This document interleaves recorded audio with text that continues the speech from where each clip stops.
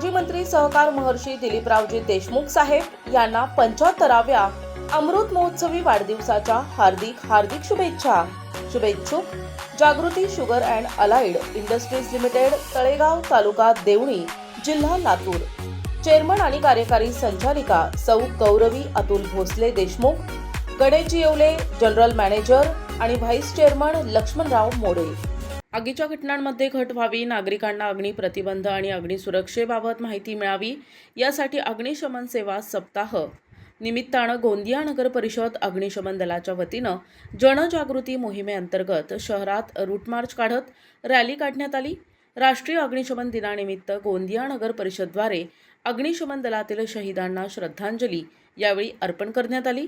देशभरात 14 ते 20 एप्रिल दरम्यान आयोजित अग्निशमन सेवा सप्ताहात विविध रुग्णालये, व्यापारी निवासी संकुल, शाळा, महाविद्यालये अशा ठिकाणी जनजागृती करण्यात येणार आहे।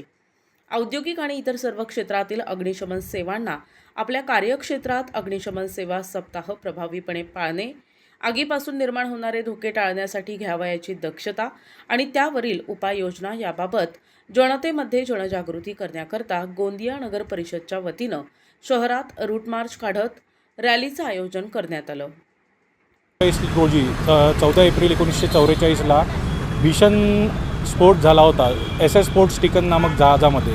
त्यात मुंबई अग्निशमन दलाचे एकूण 66 जवानांना हौतात्म्य प्राप्त झालं होतं। त्या प्रित्यर्थ संपूर्ण भारतभरात 14 एप्रिल या दिवशी अग्निशमन दलातील वीर जवानांना एक श्रद्धांजली अर्पण केल्या जात असते आणि 14 ते 20 एप्रिल हा आपण अग्निशमन सेवा सप्ताह म्हणून साजरा करतो।